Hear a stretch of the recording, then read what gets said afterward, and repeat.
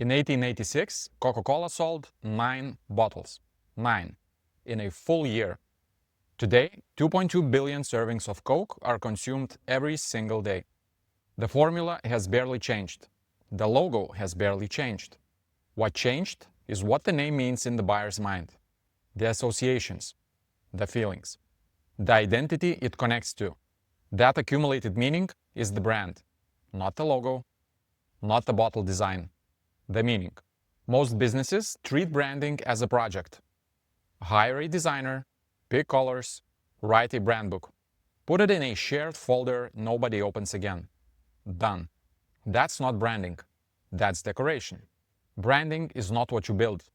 It's what accumulates.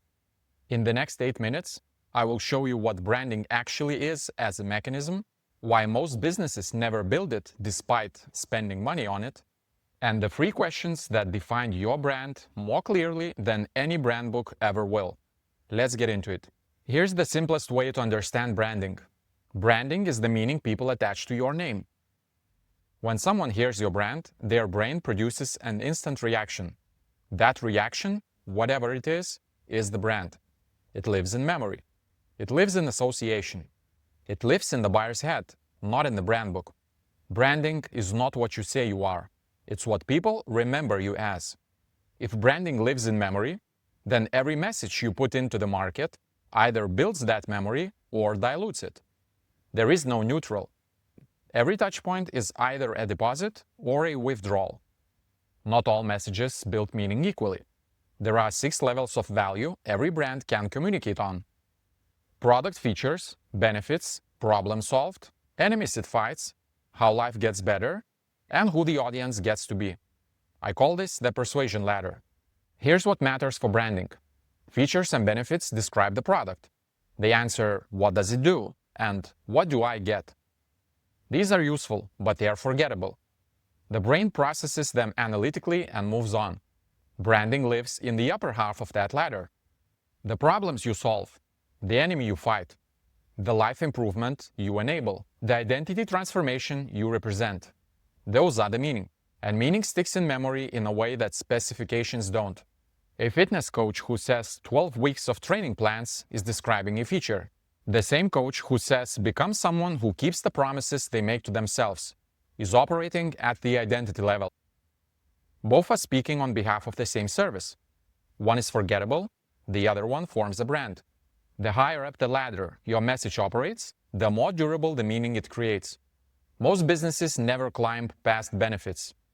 That is why their brand feels interchangeable with the next competitor, who launches a slightly cheaper version of the same product. Once you understand that branding is meaning in memory, the next question is how that meaning grows. This is where brand equity comes into play. It's the accumulated value of your brand in people's minds. The stored associations, the trust, the familiarity, the instinct to choose you before comparison even starts. Strong brand equity means the buyer trusts you faster, compares you less, pays more willingly, and defends their choice to others after buying. And that's not built by a single campaign. It's built through repetition of the same core meaning across time. If you consistently talk about a specific problem, a specific worldview, a specific enemy, a specific transformation, over time you become associated with that idea. The association becomes equity. It compounds. Slowly at first, then suddenly. But if your message changes constantly, there is no accumulation.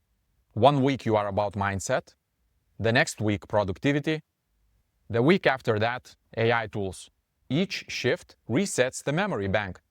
You cannot deposit into an account if you keep changing the label on it.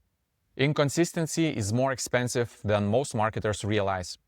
Not because any single off-brand message is fatal, but because the accumulation never happens. The brand stays perpetually at zero equity, restarting with every campaign, wondering why nothing sticks. Repetition seems boring to the marketer, but repetition is branding. If branding lives in the upper half of the meaning ladder, why do most businesses never get there? Because features feel safe. Features are true. Features are real. They are verifiable. Nobody can argue with a specification, so brands default to them. We offer 24/7 support. We have over 500 clients. We deliver in 3 days. All accurate, all forgettable. The identity level feels risky. We fight against chaotic, opinion-driven marketing so that you can become the strategic authority in the room. That's a claim about the buyer's identity, not about the product specification. It's harder to write. It's harder to defend in any stakeholder meeting. It feels exposed. So brands stay at the feature level. Their marketing disappears into the feed because everyone else is doing exactly the same thing. Their brand never forms because there is no meaning to accumulate. The brands people remember are not remembered because they had better features. They are remembered because of what they stand for and how they made someone feel about themselves. Branding does not work without positioning, and positioning does not compound without repetition. Positioning is the strategic choice underneath branding. Who is this for? What problem does it solve? What makes it the best choice for that person? Without those answers locked, branding floats. The meaning has nothing to attach to. With those answers clear, the branding becomes a repetition job. Say the same thing at the meaning level, consistently, across every touch point. The accumulation does the rest. Without positioning, branding is random.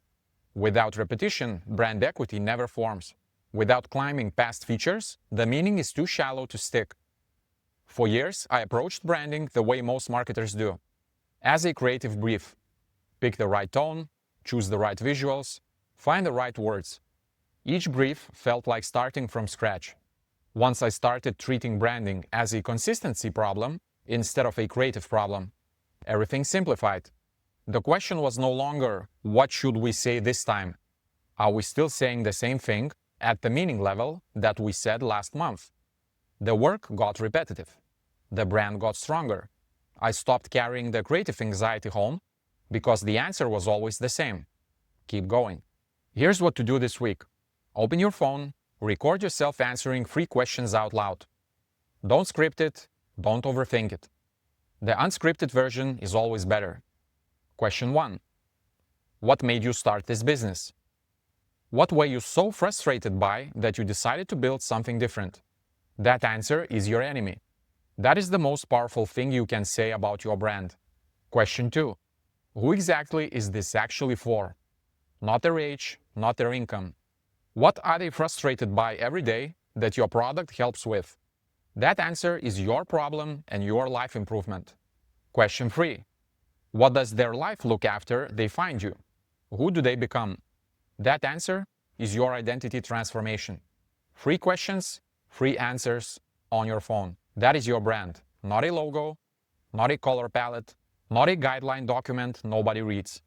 3 answers about a real person with a real problem, spoken in your own voice.